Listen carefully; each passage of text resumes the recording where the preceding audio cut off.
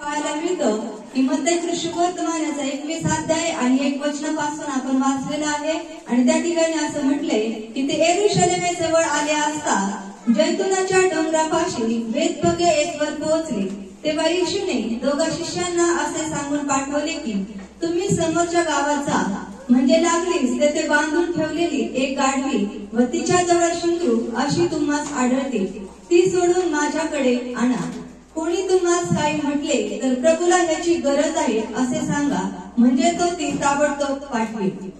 त्यानं या वचनामध्ये आपल्याला पाहायला मिळतं की प्रभू येशू आणि त्याचे शिष्य यरूशलेमेकडे जात आहेत आणि जवळ जवळ आलेले असताना असं म्हटलंय की ते डोंगरापाशी बेतफगे येथवर पोहोचले आणि त्यानंतर प्रभूने आपल्या शिष्यांना काही सांगण्यासाठी सुरुवात केली.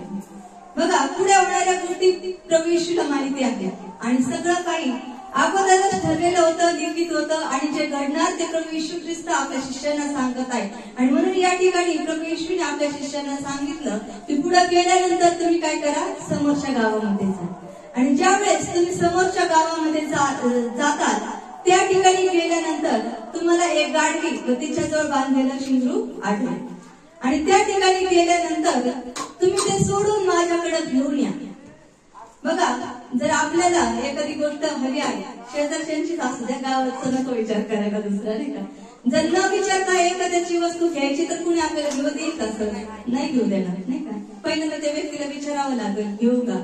परंतु या ठिकाणी प्रभूने सांगितलं की तुम्ही जा आणि तिथं बांधून ठेवलेली जी गाढवी व शिंगरू तुम्हाला आढळेल ती माझ्याकडे तुम्ही घेऊन या, कारण ते प्रभूसाठी ठेवलेलं होतं ते. आणि खरोखर ज्या वेळेस प्रभूचे शिष्य त्या ठिकाणी गेले आणि प्रभूने सांगितलं होतं त्यांना अगोदरच की जर तुम्हाला कोणी काही म्हटलं काय करताय, कशाला सोडताय, तर त्यांना काय सांगा, प्रभूला याची गरज आहे. आणि त्याचनुसार घडलं. त्याचे शिष्य त्या गावामध्ये गेले, ते शिंगरू सोडण्यासाठी ते लागलेले असताना लोकांनी विचारलं की तुम्ही हे काय करता. आणि ज्या वेळेस त्यांना विचारण्यात आलं त्यांनी सांगितलं की प्रभूला याची गरज आहे. ज्या वेळेस ते म्हटले की प्रभूला याची गरज आहे, त्यावेळेस त्या व्यक्तीने कसलाही विचार न करता ते गाढव सोडून त्यांच्या हवाली केलं. किती महत्वाची गोष्ट आहे प्रियांनो. बघा, देवाच्या पवित्र वचनातून आपल्याला खूप काही शिकण्यास मिळतं. हा आजचा जो दिवस आहे, हा जो शास्त्र भाग आहे, याच्यामध्ये विशेष महत्व गाढव किंवा खजुरीचं झाड याला जावळ्या याला दिलेलं आहे प्रियांनो. त्याच्या विषयी आपण पुढे बघणार आहोत. आणि म्हणून या ठिकाणी असं म्हटलंय की ज्या वेळेस त्यांनी त्या व्यक्तीला विचारलं, सांगितलं की प्रभूला याची गरज आहे, त्यावेळेस त्या व्यक्तीने कसलाही विचार न करता ते गाढव किंवा ते शिंगरू त्यांनी प्रभूच्या हवाली करून दिलं प्रियांनो. आणि त्यांनी सांगितलं की प्रभूला याची गरज आहे. आता बघा, साधारण विचार जर केला तर गाढव कुणाकडे असतात बरं? कुंभाराकडे असतात. सगळ्यांना माहिती, गाढव शक्यतो कोणाकडे, कुंभाराकडे असतात. आणि तसं जर पाहिलं तर गाढव म्हणजे त्या कुंभाराचं उपजीविकेचं साधन होतं की नाही. कारण त्याला मडके घडवण्यासाठी जी माती आणावी लागायची ती त्या गाढवावरूनच तो आणत असेल. जे मडके घडवल्यावर बाजारात घेऊन जायचे तेही त्या गाढवावरूनच तो नेत असेल. मग त्याने विचार केला का की हे गाढव हे कायमस्वरूपी घेऊन चाललेत का थोड्या वेळासाठी घेऊन चाललेत किंवा काय. प्रभूला गरज आहे ना, देऊन टाकला. ते सगळ्यात महत्वाची गोष्ट, प्रभूला गरज आहे ना, देऊन टाकला. तसंच आपल्या देखील जीवनामध्ये प्रभूला आपल्याकडून कशाची गरज आहे हा देखील आपण विचार केला पाहिजे. तो राजांचा राजा आहे, तो अखिल सृष्टीचा निर्माण करता देव आहे प्रियांनो. त्याला जगातल्या कोणत्या गोष्टीची गरज नाही, परंतु तरी देखील प्रभू आपल्याला काही शिकवू इच्छित आहे या ठिकाणी. आणि प्रभूने सांगितलं की त्याला त्या ठिकाणी त्या गाढवाची किंवा त्या शिंगराची काय होती, गरज होती प्रियांनो. आणि म्हणून त्या व्यक्तीने कसलाही विचार न करता ते प्रभूसाठी दिलं प्रियांनो. जे उत्तम आहे, जे चांगलं आहे ते प्रभूला देण्यासाठी शिका. कधी स्वार्थी विचार ठेवू नका, कारण त्या परमेश्वराने तुमच्या आणि माझ्यासाठी स्वतःचा प्राण देखील दिला, काही आपल्यासाठी पासून राखून ठेवलं नाही प्रियांनो. आणि म्हणून आपण देखील त्या परमेश्वराला उत्तम किंवा चांगलं ते देण्यासाठी शिकलं पाहिजे. या व्यक्तीने जे आपलं उपजीविकेचं साधन होतं, जे गाढव होतं, ते त्यांनी प्रभूसाठी देऊन टाकलं, कारण प्रभूला त्याची गरज होती त्यानं. तसं आज प्रभूला आपल्याकडून कशाची गरज आहे आपण विचार केला पाहिजे. अनेकदा आपण विचार करतो की फक्त पैसा अडका, आपण मंदिरामध्ये दिला, दान दशांश दिला तर तेवढं पुरेसं आहे आणि प्रभूला त्याची गरज आहे, नाही का. सेवेसाठी निश्चित पैसा हा गरजेचा असतो प्रियानो. आपला दान दशमांश आपण मंडळीमध्ये आणणं हे गरजेचीच गोष्ट आहे प्रियानो, ते देखील आपण द्यायला पाहिजे. परंतु आपल्यासाठी महत्वाचं काय आहे, आपल्यासाठी अनमोल असं काय आहे, आपल्यासाठी उत्तम ते काय आहे ते आपण प्रभूला द्या. उत्तम काय, सगळ्यात महत्वाचं काय आहे ते आपलं जीवन आहे. ते आपलं जीवन आपण प्रभूसाठी देऊन टाकलं पाहिजे. आपलं सर्वस्व त्या परमेश्वराला आपण देऊन टाकलं पाहिजे. दुसरं महत्वाची गोष्ट आपला वेळ. एक वेळेस पैसा अडकाही माणूस देतो, परंतु आपला वेळ देण्यासाठी थोडं माणसाला कठीण जातं नाही का. आणि म्हणून आपल्याला आपल्या जगातले सगळे काम करण्यासाठी वेळ असतो, पण प्रभूसाठी द्यायला आपल्याकडे वेळ नसतो प्रियानो. अनेकदा आपण म्हणतो की वेळ भेटत नाही, परंतु आपण आपला वेळ जो आहे तो अतिशय मूल्यवान आहे आणि तो प्रभूसाठी आपण देणं गरजेचं आहे. कारण तो वेळ प्रभूला देणं ही गरजेची गोष्ट आहे प्रियानो. ज्यावेळेस आपला वेळ आपण प्रभूला देतो ना, तो परमेश्वर आपल्यासाठी वेळ काढतो आणि संकटाच्या समय तो आपल्यासाठी उभा राहतो प्रियानो. आणि म्हणून आपण प्रभूला आपला वेळ देणं गरजेचं आहे, आपलं जीवन देणं गरजेचं आहे, आपला पैसा अडका देणं गरजेचं आहे. अनेकदा जसं या व्यक्तीने त्याचं गाडं प्रभूला दिलं सवार होण्यासाठी, बसण्यासाठी. अनेकदा अनेक लोकांकडे गाड्या असतात, 4 व्हीलर असतात, 2 व्हीलर असतात. अनेकदा सेवकांना गरज पडते सेवेला जाण्यासाठी प्रियानो. जर तुमच्याकडे अधिक आहे तर निश्चित ते करण्यासाठी पुढे या. कधीतरी म्हणा देवाच्या सेवकांना की तुम्ही सेवेला जात असताना आमची गाडी घेऊन जा, कारण त्याची त्यांना गरज आहे, प्रभूला त्याची गरज आहे. आणि मला आनंद वाटतो आपल्या मंडळीबद्दल की तुम्ही सगळेजण खूप सुज्ञ असे आहात आणि देवाच्या वचनामध्ये तुम्ही वाढत आहात. आणि निश्चित अनेकदा बघा, गायकवाड आंटी असतील, सिद्धम सर असतील किंवा तुम्ही सर्व सगळ्यांकडे गाड्या आहेत नाही का. आणि अनेकदा ते म्हणतात की बाळासाहेब तुम्ही गाडी घेऊन जा, सेवेसाठी घेऊन जा. आणि अनेक वेळेस त्यांनी दिले देखील आहे. ही चांगली गोष्ट आहे, कारण जे आपल्याकडे आहे ना ते प्रभूला देण्यासाठी आपण तयार असलं पाहिजे. जे चांगलं जे घडल आपल्या हातून ते करण्यासाठी तयार व्हा आणि जे काही करायचं ते मनापासून करण्याचा प्रयत्न करा प्रियानो. कारण प्रभूला त्याची काय आहे गरज आहे. अजून कशाची गरज आहे प्रियानो परमेश्वराला, की जर एखाद्याला चांगल्या प्रकारे गाता येत असेल तर तुम्ही मनापासून देवाची आराधना करणारे बना, कारण तुमची प्रभूला गरज आहे. देवाची आराधना करण्यासाठी, देवाची सेवा करण्यासाठी प्रभूला तुमची गरज आहे. म्हणून देवासाठी तुम्ही उभे राहा. अजून जर कुणाला चांगलं वचन सांगता येत असेल तर त्यांनी देखील स्वतःहून उभं राहावं, प्रभूच्या सेवेसाठी उभं राहावं, पुढे यावं, कारण प्रभूला त्याची काय आहे गरज आहे. अनेकदा आपल्याला चांगलं बोलता येत असतं, परंतु आपण मागे थांबून घेतो. आपल्याला वाटतं नाही ना चुकल की काय, भीती वाटते, आपण घाबरतो पुढे येण्यासाठी.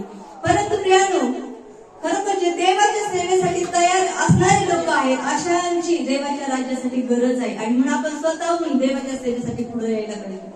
बघा, अनेकदा बाळासाहेब आपल्याला सांगतात दर रविवारी नाही का, 2 जण प्रार्थना करा, बंधुवर्गातून 1 जण करा, बहिणीमधून 1 जण करा. काय होतं, प्रत्येक जण दुसऱ्या कुणाची तरी वाट बघतो की नाही. कोणीतरी दुसरं म्हणेल, कोणीतरी दुसरं उभं राहील. नाही, प्रभूला तुमची गरज आहे, तुमच्या प्रत्येकाची गरज आहे. तुम्ही स्वतः उभे राहा. जर म्हटलं ना की पटकन उभं राहून प्रार्थना करा, जर रेफरन्स सांगितलं तर पटकन काढून वाचायला लागा प्रियानो, कारण त्याद्वारे देवाचे आशीर्वाद आपल्या जीवनात येतात. आपण देवासाठी तयार होतो प्रियानो. आणि म्हणून या ठिकाणी असं म्हटलंय की ज्या गोष्टीची प्रभूला गरज होती ते त्या व्यक्तीने प्रभूसाठी दिलं, तसं आपल्याही जीवनामध्ये आपण प्रभूसाठी काहीतरी चांगलं करण्यासाठी तयार असलं पाहिजे. किंवा जे आपल्याकडे आहे ते प्रभूला देण्यासाठी आपण तयार व्हायला पाहिजे. नंतर पुढे आपल्याला पाहायला मिळतं दुसऱ्या वचनातच अजून आपण आहोत की प्रभूने त्यांना सांगितलं होतं गाढव किंवा त्याचा शिंगरू आणण्यासाठी. आणि मग त्या ठिकाणी आपल्याला पाहायला मिळतं प्रियानो की प्रभू येशू ख्रिस्त गाढवीच्या शिंगरावर बसून त्या यरूशलेमेमध्ये प्रवेश करणार होता. याला विजयाचा प्रवेश म्हटले प्रियानो. आणि म्हणून या ठिकाणी ज्यावेळेस प्रभू येशू ख्रिस्ताने प्रवेश केला, तो गाढवाच्या शिंगरावर बसून त्याने प्रवेश केलेला आहे. तर मग का प्रभू घोड्यावर बसून नाही आला? तो राजांचा राजा आहे, तो प्रभूंचा प्रभू आहे. तो घोड्यावर किंवा हातीवर बसून का नाही आला? तो गाढवाच्या शिंगरावर बसून का आला? काढूयात आपण जत्राचं पुस्तक.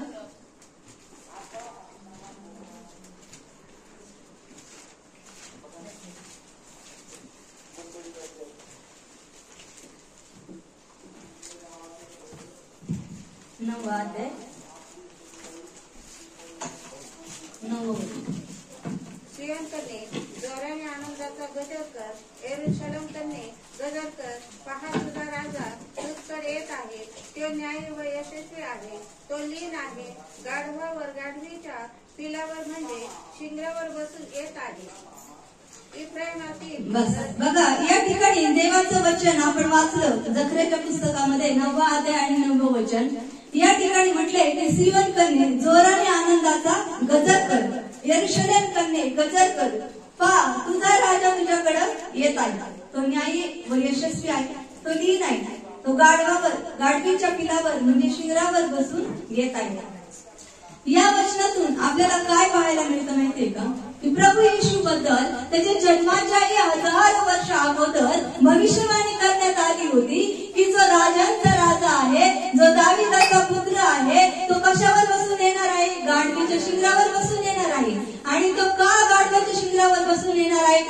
कारण गाढव हे शांतीचं प्रतीक आहे, गाढव हे नम्रतेचं प्रतीक आहे, गाढव हे लीनतेचं प्रतीक आहे. आणि म्हणून त्यांनी गाढवाचा उपयोग केलेला आहे.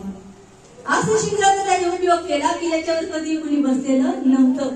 आणि अशा शिंगराचा त्याने उपयोग केला आणि त्याच्यावर तो बसून आला प्रियानं त्या ठिकाणी. कारण ज्या वेळेस तो गाढवीच्या शिंगरावर बसून आला त्यावेळेस लोक जयस्तवाने त्याचं आगस्वागत करू लागले. का करू लागले माहितीये का? कारण लोकांना अगोदरच हे चिन्ह देण्यात आलेलं होतं की जो यरूशलेमचा राजा आहे तो गाढवीच्या शिंगरावर बसून येणार आहे. आणि त्याच्या अगोदर जे काही प्रभूने चिन्ह चमत्कार केले होते ते देखील त्या लोकांच्या समोर होते. आणि त्याच्यानंतर ज्यावेळेस तो गाढवीच्या शिंगरावर बसून आला त्यावेळेस लगेच काही लोकांनी ओळखलं की कोण आलेला आहे? राजा आलेला आहे, राजांचा राजा आलाय, प्रभूंचा प्रभू आलाय. आणि लोक त्याचं आनंदाने गजर करायला लागले, त्याचं आगस्वागत करायला लागले, त्याच्या नावाचा जयघोष त्या ठिकाणी ते करू लागले. त्याने कारण गाढव शांतीचं प्रतीक आहे, नम्रतेचं प्रतीक आहे. आणि आपला प्रभू कसा आहे? लीन आहे, नम्र आहे, तो न्यायी आहे, तो यशस्वी आहे प्रेम. आणि म्हणून त्यांनी गाढवाचा त्या ठिकाणी उपयोग केला आणि तो गाढवावर बसून आला.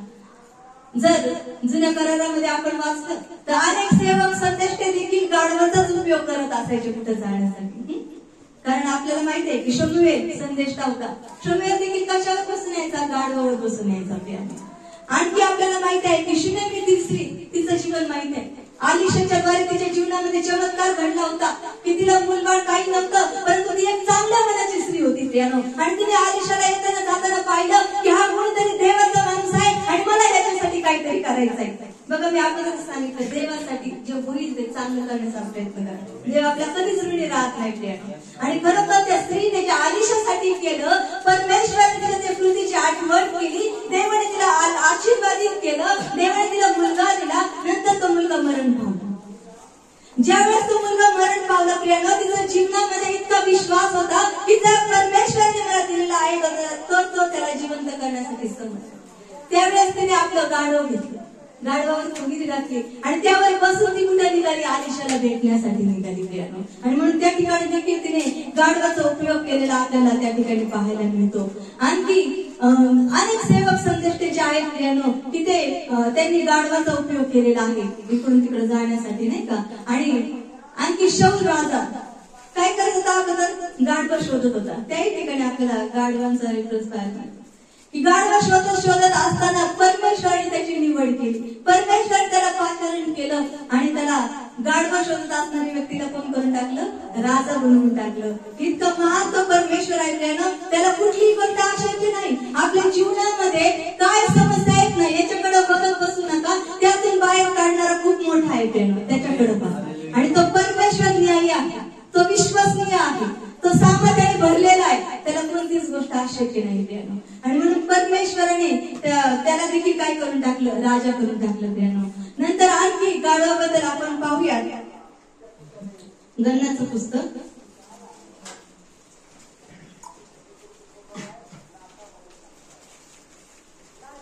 22 अध्याय 21 पासून पुढे. मग इस्रायल लोकांनी कूच करून यरीहोपाशी यार्देनीच्या पूर्वेकडे मोवाबाच्या मैदानात तळ दिला. इस्रायलांनी आमोऱ्याचे काय केले होते ते सर्व सिपोराचा मुलगा बालक याने पाहिले. इस्रायल लोक पुष्कळ आहेत हे पाहून मोवाब 22 ते 21 पासून सकाळी उठला आणि आपल्या गाडीवर उभी घालून मोवाबी सरदाराबरोबर गेला. पण यामुळे देवाचा कोप भडकला आणि त्याला अडवण्यासाठी परमेश्वराचा दूत वाटेत त्याला आडवा आला. बलाम गाढवीवर बसलेला होता आणि बरोबर त्याचे 2 सेवक होते. परमेश्वराचा दूत उपसलेली तलवार हाती घेऊन वाटेत उभा असल्याचे त्या गाढवीने पाहिले. तेव्हा ती वाट सोडून शेतात शिरली. ती पुन्हा वाटेवर आणण्यासाठी बलामाने तिला मारले. मग द्राक्षमळ्याच्या मधील बोळात परमेश्वराचा दूत उभा राहिला. बोळाच्या दोन्ही बाजूस कुंपणाच्या भिंती होत्या. परमेश्वराच्या दूताला पाहून ती गाढवी भिंतीला अशी लगडली की त्याने बलामाचा पाय भिंतीशी चेंगरला. म्हणून त्याने तिला पुन्हा मारिले.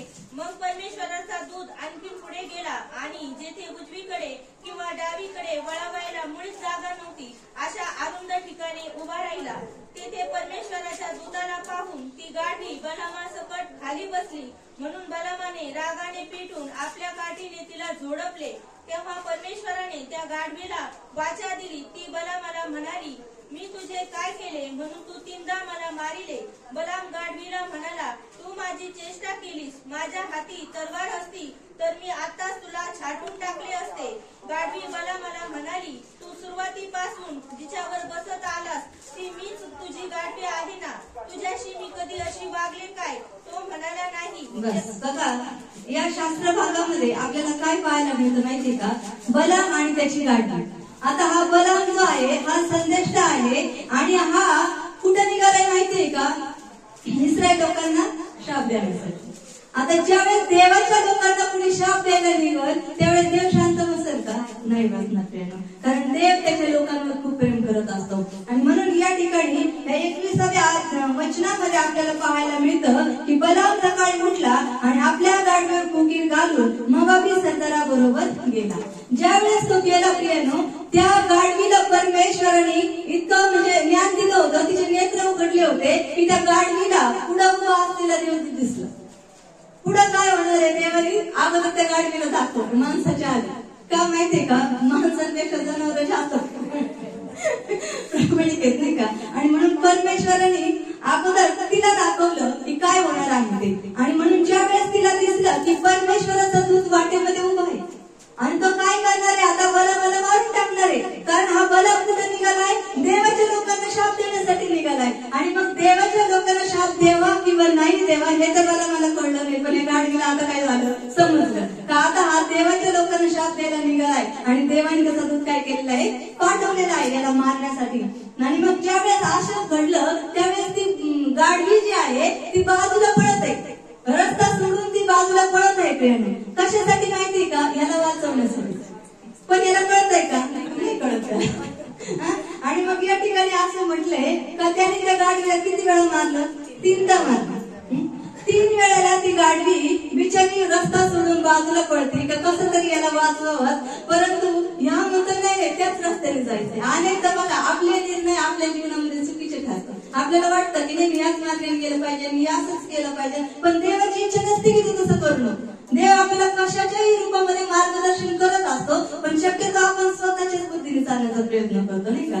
परंतु तसंच या ठिकाणी घडलेलं आहे की आपण या शास्त्र भागातून पाहायला मिळतं की कोणतंही काम हाती घेण्याआधी आपण परमेश्वराकडून मार्गदर्शन घ्यायला पाहिजे. चांगलं आहे किंवा वाईट आहे, मी हे करू किंवा नको करू का? आणि म्हणून या बलामाने कसलाही विचार न करता देवाच्या लोकांना शाप देण्यासाठी हा निघाला आणि गाढवीला परमेश्वराने दाखवलं की आता देवाचा दूत तलवार घेऊन उभा आहे आणि आता याला तू मारणार आहे. म्हणून ती गाढवी बिचारी 3 वेळा पळाली, परंतु याने 3ही वेळेस तिला काय केलं? खूप मारलं.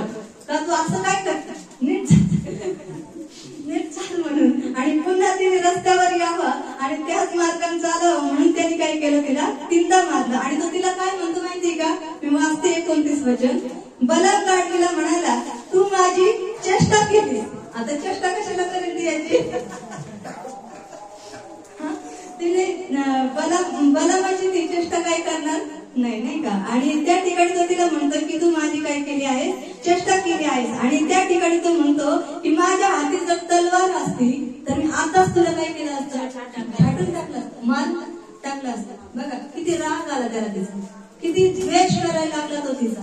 का तू असं काय करते? आता जर माझ्या हातात तलवार असती तर मी तुला आताच्या आता काय केलं असतं, मारून टाकलं असतं. अनेकदा आपल्याही जीवनामध्ये आपल्याला खूप राग येतो कधी कधी नाही का, पण आपण देखील आपल्या रागावर काय केलं पाहिजे, कंट्रोल केलं पाहिजे. रागामध्ये आपण काही करून जातो माणूस, परंतु देवाचं वचन काय सांगतं, रागवा परंतु पाप करू नका, किंवा काही चुकीचं तुमच्या हातून घडत असं काही करू नका. आणि म्हणून या व्यक्तीला खूप राग आला, बरं झालं त्याच्या हातात तलवार नव्हती नाही का, तसं काय म्हटलं, मी लगेच तुला छाटून टाकलं असतं. आणि म्हणून किती राग आला तर जवळ काही पडलं हातात तर घेत जाऊ नका नाही का. आणि म्हणून या ठिकाणी तो म्हणतो की तलवार असती तर मी आताच तुला काय केलं असतं, छाटून टाकलं असतं. आणि मग नंतर बघा, गाढवी बलमाला म्हणाली, तू सुरुवातीपासून जिच्यावर बसत आला तीच मी तुझी गाढवी आहे ना, तुझ्याशी मी कधी अशी वागले का? तो म्हणाला नाही. बघा या ठिकाणी आपल्याला पाहायला मिळतं की परमेश्वराने त्या गाढवीला वाचा दिली प्रेम, आणि गाढव बोलायला लागला. जर समजा तिला वाचा दिली परमेश्वराने, याला जितका राग आला की तलवार घेऊन मी आता हिला छाटून टाकावं, त्या इतकं तिला मारलं झोडपलं, तर त्या गाडीने एकला त्याला बसवल्यानंतर तो कुठं राहिला असता का? पण ती तसं वागली का त्याच्याशी? म्हणून आपण कधी एकमेकाशी नाही का असं वागलं पाहिजे की आपण वागतो तसं दुसऱ्याने जर आपल्याशी वागलं तर. आणि म्हणून या ठिकाणी ही गाढवी काय म्हणते माहितीये का, अरे मी ती त्याला प्रामाणिकपणे समजून सांगते त्या ठिकाणी, कारण तू पहिल्यापासून जिच्यावर बसत आला तीच मी तुझी गाढवी आहे ना, मी काय दुसरी आहे का, मी कधी तुझी शास्त्र वागले का बाबा? आणि मग ती या ठिकाणी त्याला सांगते की मी तुझ्याशी असं कधी वागले का? मग तो म्हणतो नाही, आधी तर नाही वागली, पण आज तुला काय झालं, आज तू याच रस्त्यावर नीट चालायला पाहिजे. आणि मग नंतर खालच्या वचनामध्ये 31 वचनामध्ये बघा, तेव्हा परमेश्वराने बलमाचे डोळे उघडले आणि परमेश्वराचा दूत उपसलेली तलवार हाती घेऊन वाटेत उभा आहे हे पाहून बलमाने नमन करून लोटांगण घातले. बघा त्याच्यानंतर परमेश्वराने काय केलं, त्याचे नेत्र उघडले.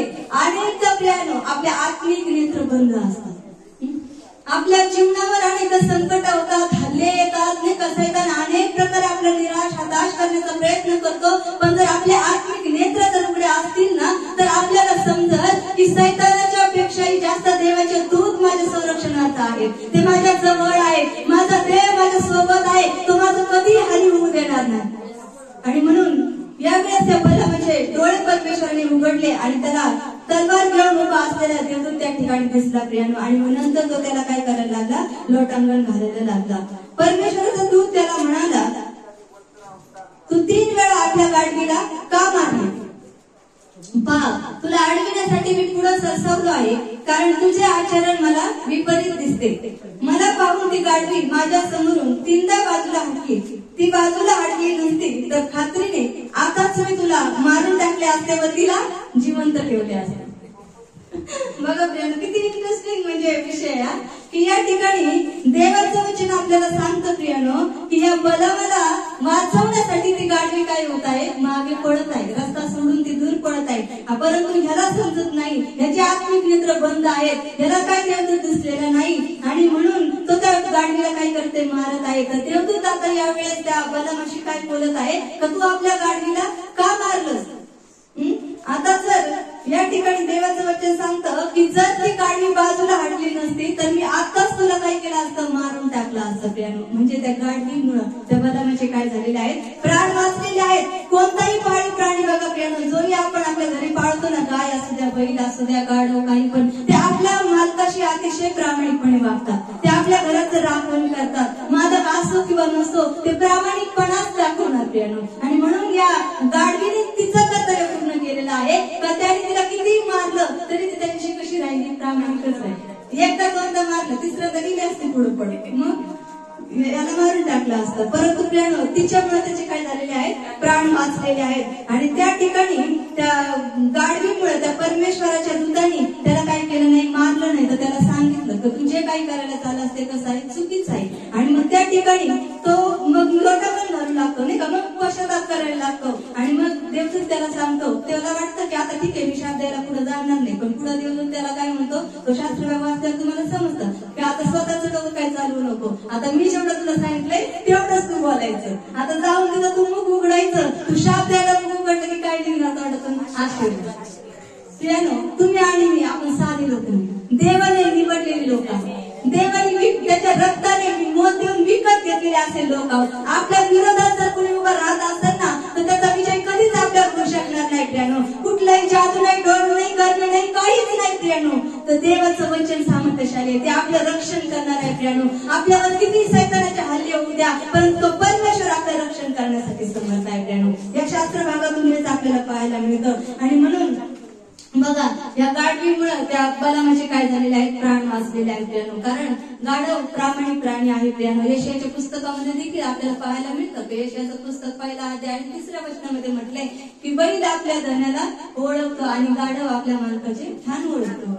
गाढव दिवसभर किती गावभर फिरलं तरी ते संध्याकाळी कुठे येणार, मालकाच्याच घरी येणार. मालकाचंच काम तो करणार, दुसऱ्याचं करणार नाही. आणि म्हणून गाढव कसं आहे, शांतीचं प्रतीक आहे, नम्रतेचं आहे, लीनतेचं आहे. आणि म्हणून या ठिकाणी म्हटलंय, पुन्हा एकदा आपण मत्तईमध्ये येऊया, की म्हणून या ठिकाणी म्हटलंय की जो यरूशलेम कन्ये काय कर, जोराने आनंदाचा गजर कर, कारण तुझा राजा तुझ्याकडं येत आहे. तो कसा आहे, लीन आहे, तो नम्र आहे, तो सौम्य आहे, तो न्यायी आहे, तो यशस्वी आहे आणि तो न्यायीपणाने राज्य करण्यासाठी तुझ्याकडे येणार आहे. आणि म्हणून त्याने त्या ठिकाणी गाढवाचा उपयोग केलेला आहे प्रियानो. तो त्या गाढवावर स्वार होऊन आला, कारण गाढवावर बसून येणारा हे त्यांच्यासाठी चिन्ह होतं. आणि सर्व लोक त्या राजाची काय करत होते, वाट बघत होते प्रियानो. आणि ज्यावेळेस त्यांना समजलं की राजांचा राजा आता आलेला आहे त्यावेळेस सर्व लोक त्याच्या नावाचा जय जयकार करू लागले. तर मात्र ते 8वं वचन पुन्हा मत्तई 21:8. तेव्हा लोक समुदायातील बहुतेकांनी आपले वस्त्रे वाटेवर पसरली, काही झाडांच्या डहाळ्या तोडत होते व त्या वाटेवर पसरत होते. आणि पुढे चालणारे व मागे चालणारे लोक गजर करत राहिले की दाविदाच्या पुत्राला होसान्ना, परमेश्वराच्या नावाने येणारा तो धन्यवादी, उर्ध्वलो की होसान्ना. बस बघा या ठिकाणी देवाचं वचन आपल्याला सांगतं की तेव्हा लोक समुदायातील बहुतेकांनी आपली वस्त्रे वाटेवर पसरली, काहींनी झाडाच्या डहाळ्या तोडी व त्या वाटेवर पसरत होते.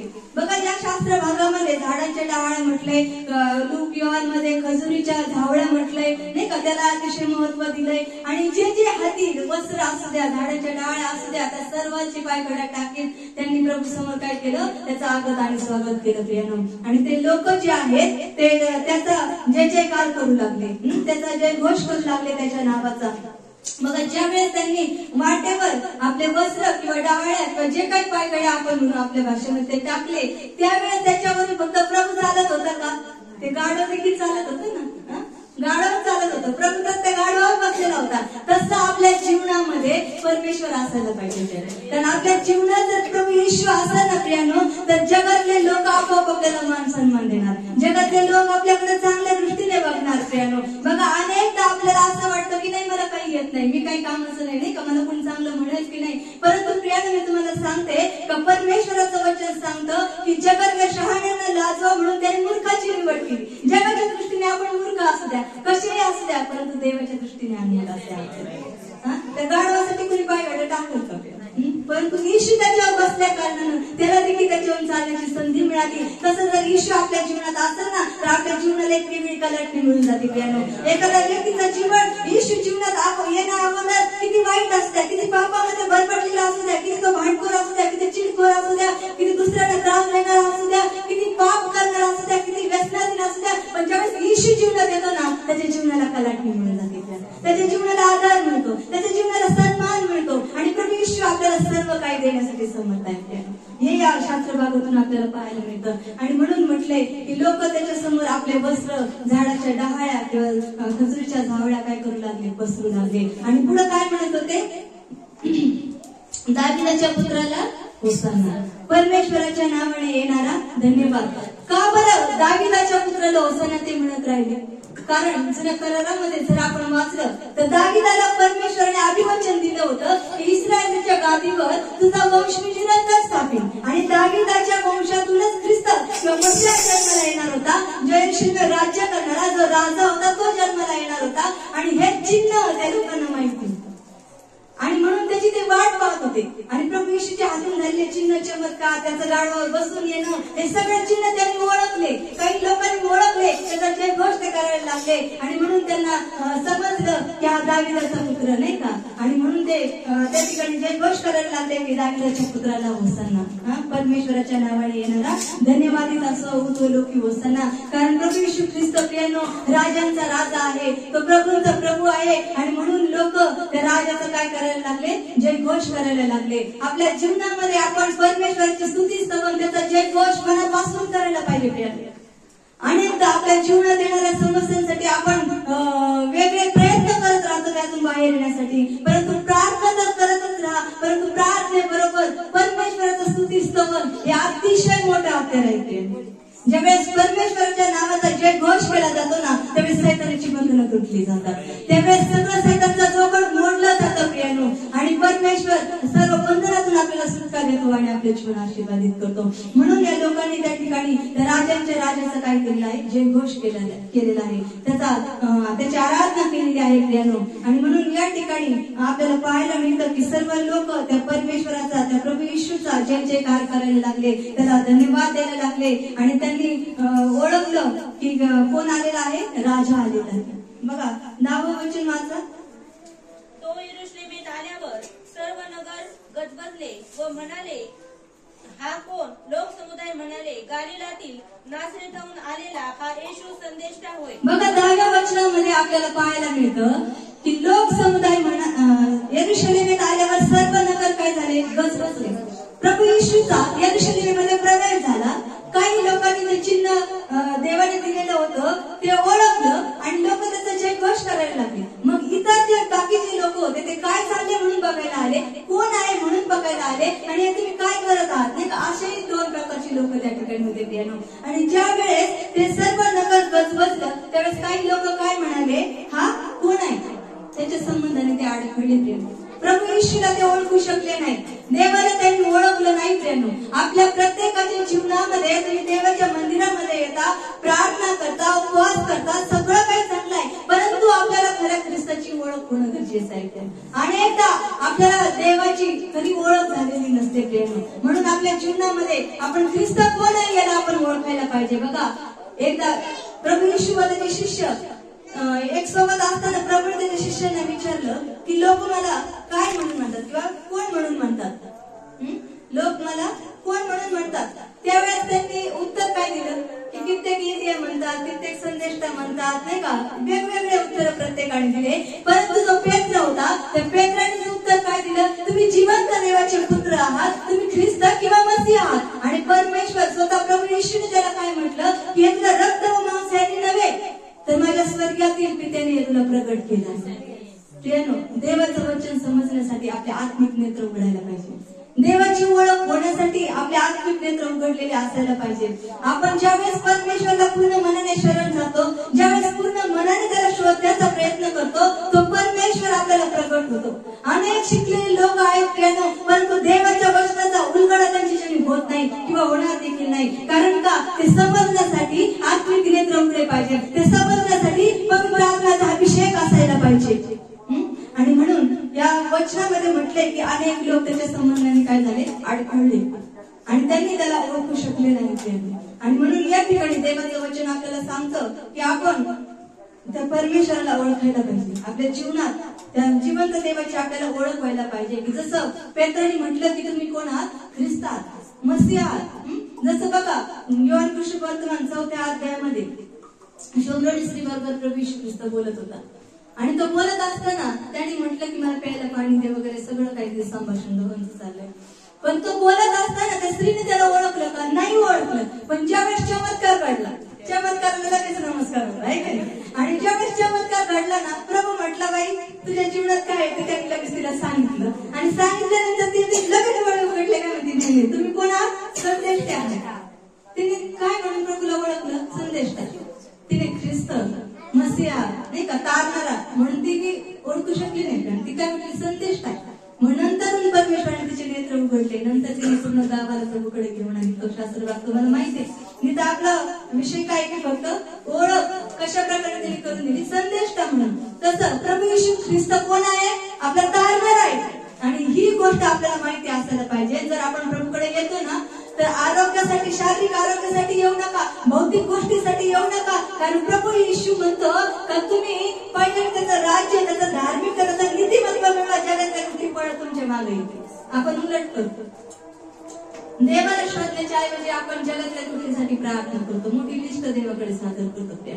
परंतु प्रभू काय म्हणतो का तुम्हाला कुठल्याही चांगल्या गोष्टीची वाट पडू नये म्हणून तो स्वतः आलेला आहे. त्याने स्वतःच अर्पण त्या ठिकाणी केलेलं आहे. जगातल्या कोणत्याच गोष्टी आपल्यापासून त्यांनी राखून ठेवल्या नाही. तर जगातल्या गोष्टी देणार नाही का? धन दौलत देईन, आरोग्य देईन, पैसा अडका देईन, तुम्हाला सर्व तुमच्या अडचणीतून तो बाहेर काढेल. कारण तो यहोवा इरे परमेश्वर आहे. त्याला कोणतीच गोष्ट आशेकी नाही. फक्त आपला भाव त्या परमेश्वरावर असायला पाहिजे. कारण स्तोत्र 121 मध्ये काय म्हटले की मी आपली दृष्टी कोणाकडे लावतो? खरबरदाकडे लावतो. जो आकाशाचा व पृथ्वीचा निर्माण करता देव आहे त्याच्याकडे मी काय करतो?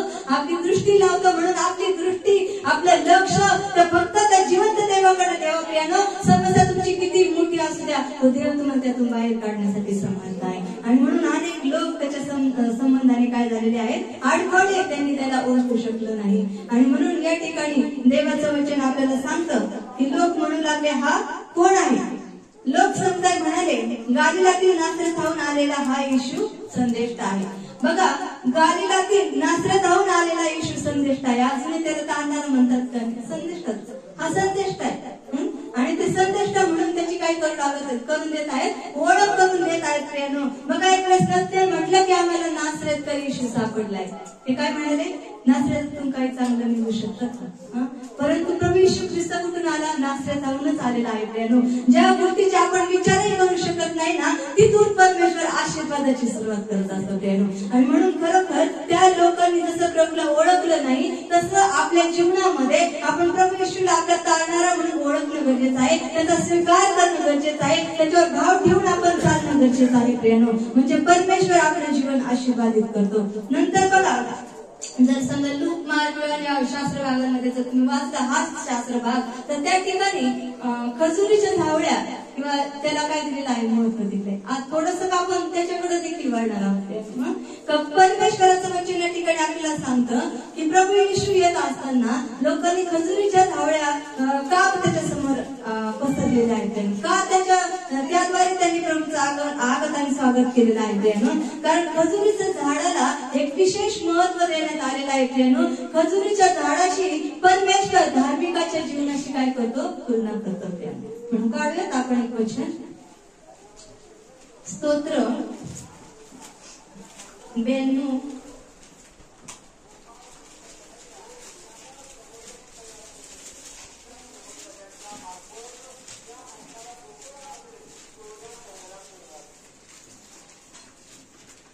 12 आणि 13.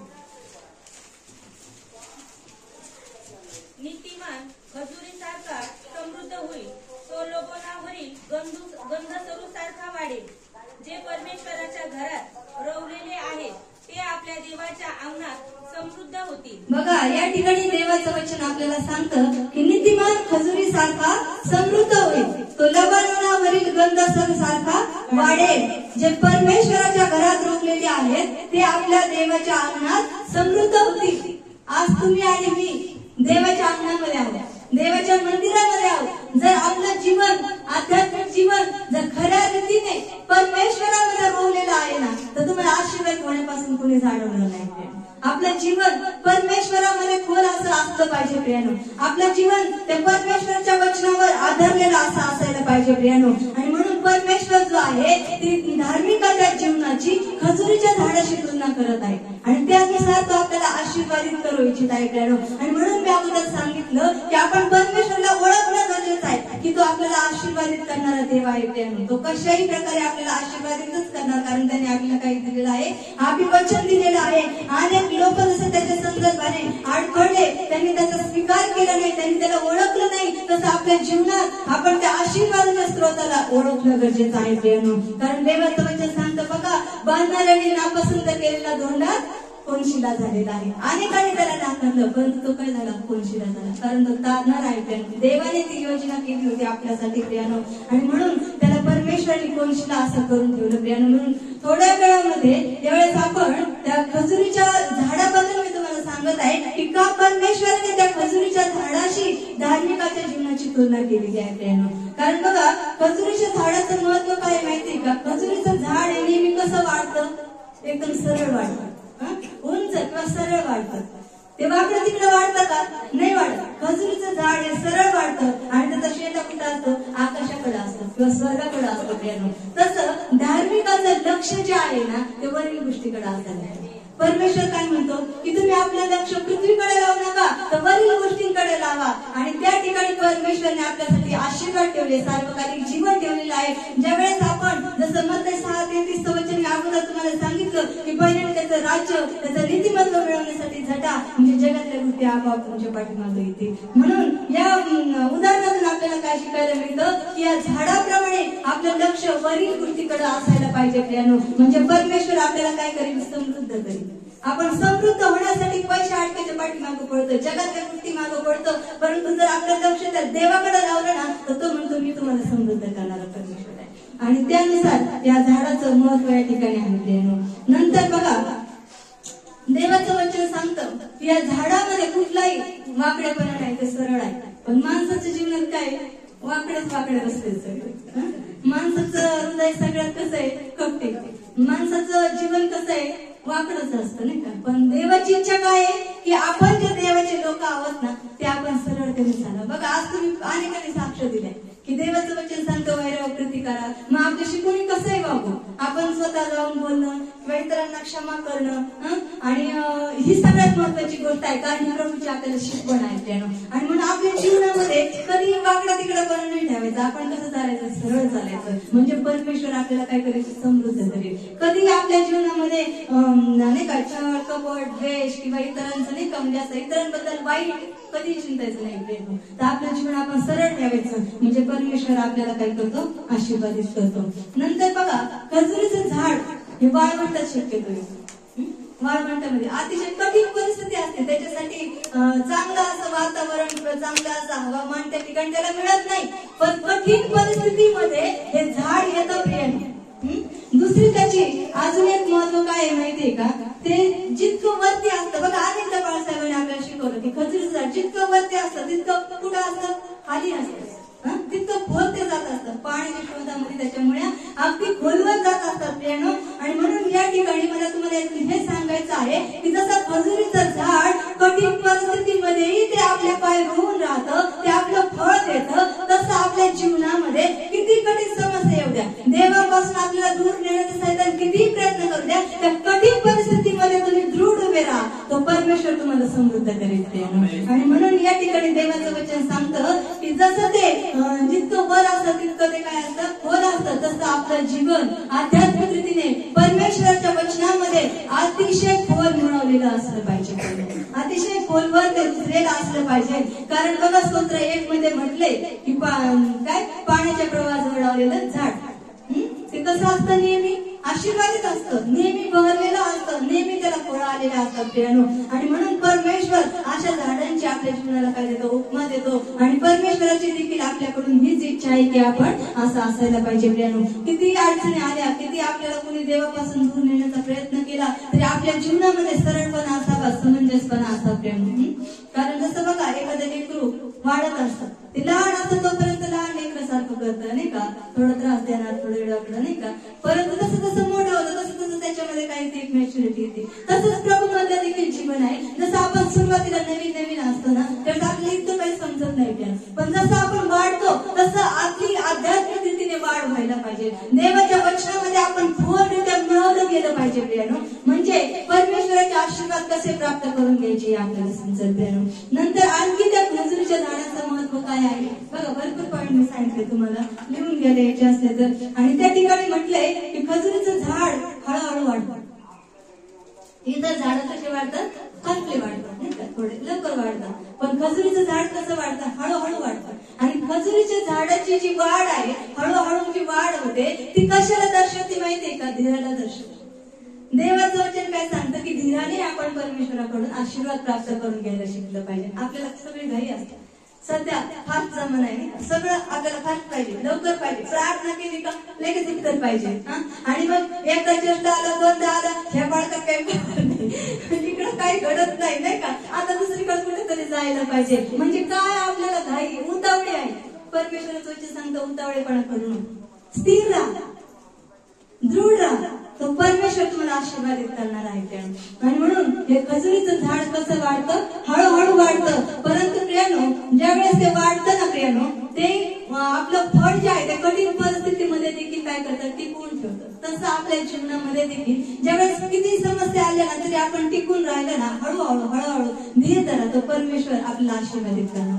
बघा अब्रामाला परमेश्वराने अभिवचन दिलं होतं, मी तुला पुत्र देईन, मी तुझ्या संतानाद्वारे सगळं पृथ्वीवर सगळे कुळ आशीर्वादित करेन, सगळं काय, पण एक सुद्धा मुलगा नाही. आता इसाकाची वाट पाहण्यासाठी अब्रामाला 25 वर्ष घालवावं लागलं. 25 वर्ष त्याला वाट पाहावे लागले. त्याच्यानंतर परमेश्वराने त्याचं अभिवचन पूर्ण केलं. का माहिती का, परमेश्वर त्या ठिकाणी त्याचा धीर किंवा त्याची परीक्षा घेत होता, त्याचा धीर पाहत होता प्रियानो. आणि देवाचं वचन सांगतं धीराला आपले कार्य पूर्ण करू.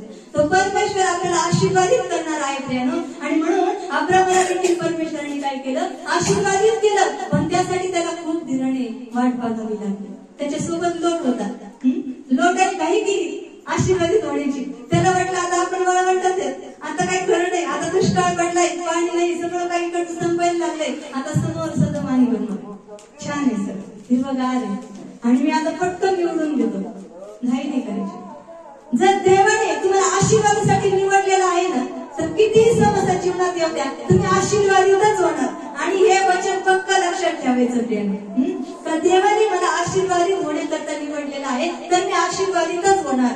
आणि खरोखर परमेश्वर त्याचं अभिवचन आपल्या जीवनामध्ये पूर्ण करतो प्रियाने. बघा आपल्या ब्लडची नवीन साक्ष आहे, पुन्हा एकदा सांगतो तुम्हाला, 5 ते 6 वर्ष मी प्रार्थना करत होते त्याच्यासाठी. आणि ज्यावेळेस आमचा घरात विषय व्हायचा, एवढे पैसे काय आमच्याकडे नव्हते प्रियानो. आणि मी लेकरांना सांगायचे की परमेश्वर आपल्याला ते देणार आहे. हे काही हट्ट नाही किंवा लालसा नाही किंवा काही नाही, पण त्याची आपल्याला गरज आहे. कशासाठी गरज आहे, आपल्याला सेवेला गरज आहे त्याच्यासाठी. कारण येणाऱ्या दिवसामध्ये जर दुसरं कुणी आलं तर सगळीच अडचण होती आपल्याला, नाही का. आणि म्हणून मी देवाकडे प्रार्थना करायची आणि लेकरांना सांगायचे की परमेश्वर आपल्याला तो देणार. लेकर म्हणायचे मम्मी कसं काय होईल, तू असं कसं काय करते, आपल्याकडे एवढे पैसे नाही, पण म्हणायचे तो परमेश्वर पाहून, तो तो आपल्याला ते देणार. आज आपल्याकडे पैसे नाही, पण परमेश्वर योग्य वेळेला सगळी काही तरतूद करणार प्रियानो. आणि आज परमेश्वराने तो आपल्याला दिलेला आहे. यातून सांगायचं तात्पर्य काय, का विश्वासाचं जीवन काय असतं, देवावर अवलंबून राहणं काय असतं, हे मला माझ्या लेकरांना शिकवायचं होतं. म्हणजे त्यांचे मुळ प्रभूमध्ये दृढ राहते, स्थिर राहते. जीवनात किती त्यांच्या समोर कठीणाई आली ना, तरी त्यांना आठवलं पाहिजे की तो परमेश्वर माझ्या सोबत आहे. जरी आज कोणती गोष्ट घडत नाही ना माझ्या इच्छेप्रमाणे, उद्या ती घडणार आहे. माझा आशीर्वाद येत आहे, माझा चमत्कार येत आहे, माझं आरोग्य येत आहे, मी जे मागत आहे ते येत आहे. परंतु ज्या अडचणी आहेत त्या देवबाप दूर करणार आहे. म्हणून धीर जीवनात असला पाहिजे. त्या झाडातून आपल्याला ती गोष्ट शिकायला मिळते. नंतर बघा असं म्हटले की या झाडाचं आयुष्य किती असतं माहितीये का, 100 ते 140 वर्ष. किती माणसापेक्षा जास्त. का माहितीये का, खोलवर गेल्यामुळे, कठीण परिस्थितीमध्ये दृढ राहिल्यामुळे, हलत नाही ते. आणि म्हणून त्याचं आयुष्य किती आहे, 100 ते 140 वर्ष. जर माणसं प्रभूमध्ये इतके दृढ राहिले तर कमीत कमी 90 पर्यंत तरी आयुष्याचा आणि ते बाबा आपल्याला आशीर्वादित करेल प्रियानो. आणि म्हणून परमेश्वराला मी खूप धन्यवाद देते की परमेश्वर आपल्याला शिकवत आहे, या गोष्टीतून शिकत आहात ना. आणि खरंच देवाला धन्यवाद असो. दुसरं बघा, या झाडाचं महत्व काय आहे माहितीये का, या झाडाचं जे फळ आहे ना खजुरीचं, ते लवकर सडत नाही, ते जास्त दिवस टिकतं. कुठल्याही झाडाचं फळ घ्या, आंबा किती भारी लागतो, पण जास्त दिवस काय तो टिकत नाही. तसं बघा देवाचं वचन आपल्याला सांगतं की ह्या झाडाने कठीण परिस्थितीमध्ये दिलेलं जे फळ आहे ते काय होतं, टिकून राहतं, ते लवकर सडत नाही. तसं आपल्या जीवनामध्ये कठीण परिस्थितीमध्ये प्रभूमध्ये दृढ राहा, कारण त्या परमेश्वराने तुम्हाला आणि मला निवडून घेतलेलं आहे. कशासाठी, फळ देण्यासाठी. आणि ते आपलं फळ टिकावं. देवाची इच्छा काय आहे, फळ टिकावं. जर आपल्या जीवनामध्ये त्या परमेश्वराला फळ दिसलं नाही किंवा आपलं फळ टिकलेलं दिसलं नाही तर परमेश्वर म्हणतात झाडाचा काय उपयोग नाही, याला काय करा, तोडून टाका.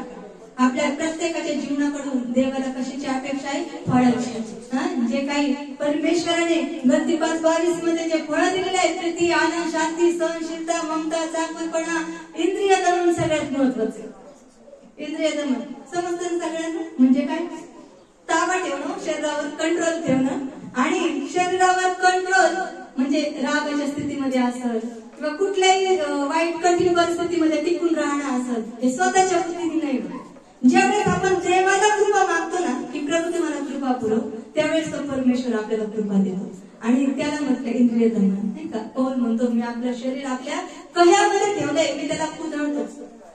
जर आत्म्याचं नियंत्रण शरीरावर नसेल ना प्रेम, तर आपण त्याला कंट्रोल नाही करू शकत. पण ज्यावेळेस आपण आत्म्याच्या प्रेरणेने चालणारे असतो ना, त्यावेळेस देवबाप आपला ताबा घेतो आणि तो परमेश्वर सर्व स्थितीमध्ये आपल्याला स्थिर राहण्यामध्ये शिकवतो प्रियांनो. आणि म्हणून या झाडाचं जे काही महत्व आहे ते मी तुम्हाला सांगितलेलं आहे. आणि म्हणून परमेश्वर जो आहे तर धार्मिकाच्या जीवनाची तुलना खजुरीच्या किंवा लबननाच्या झाडाशी काय करतो, कारण हे झाड आशीर्वादाची प्रतीक आहे प्रियांनो. म्हणून देवाची इच्छा काय आहे की तुम्ही आणि मी आशीर्वादित व्हावं, तुम्हाला आणि मला आरोग्य असावं, तुम्ही आणि मी समृद्ध असावं, आपण आर्थिक अडचणीमध्ये असू नये, आपण रोगामध्ये असू नये, आपण दारिद्र्यामध्ये असू नये, कारण देवाने आपल्याला आशीर्वाद होण्यासाठी निवडलेला आहे. बघा आजच्या दिवशी लोक चर्चला जातात, मंदिरामध्ये झावळ्या घेऊन जातात, मंदिराची सजावट करतात, मिरवणूक करतात, सगळं काही ठीक आहे, परंतु फक्त रूढी परंपराप्रमाणे आपण चालणं इतकंच महत्वाचं नसतं प्रियांनो, नाही का? कारण बघा ह्या शास्त्र भागाच्या पुढे जर आपण वाचलं ना, मग त्याच्यानंतर जसं यरूशलेम प्रवेश वगैरे झाला, त्याच्यानंतरचा पुढचा भाग जर आपण म्हटले तर प्रभू येशू ख्रिस्त कुठे गेला? मंदिरामध्ये गेला. आणि मंदिरामध्ये काय होतं? सगळा बाजार भरलेला होता. मंदिरामध्ये सगळा बाजार भरलेला होता. ते प्रभूला आवडलं का? नाही आवडलं प्रियांनो. आणि त्या ठिकाणी गेल्याच्या नंतर प्रभू येशू ख्रिस्ताने त्या मंदिरात बसलेल्या सगळ्या बाजाराला काय केलं? झोडपून काढलं त्या ठिकाणी असं म्हटलंय. आणि त्यांना हाकलून दिलं. कारण का? ते देवाचं मंदिर आहे. आणि त्या ठिकाणी प्रभू येशू म्हणतो की माझ्या घराला प्रार्थनेचं मंदिर म्हणते. ह्या मंदिरात मध्ये बाजार मानलं.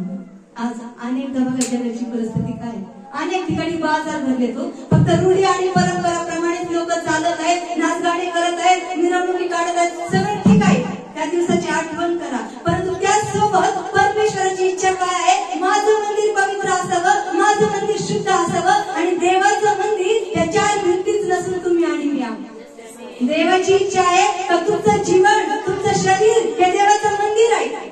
प्रथम तुम्ही ते स्वच्छ ठेवा. आणि म्हणून जी परमेश्वराची आपल्याकडून अपेक्षा आहे ती आपण करावी. देवाची इच्छा आहे माझं मंदिर स्वच्छ करा, या मंदिरातील घाण असेल ती बाहेर काढा, कारण त्या ठिकाणी देवाचा आत्मा येऊन राहतो, परमेश्वराचा आत्मा आपल्यामध्ये वास करतो. जर अगोदरच आपल्या अंतःकरणामध्ये, आपल्या जीवनामध्ये सैतान असेल, जगातल्या गोष्टी असेल, जगातल्या लालसा असतील, तर परमेश्वर येईल का? नाही.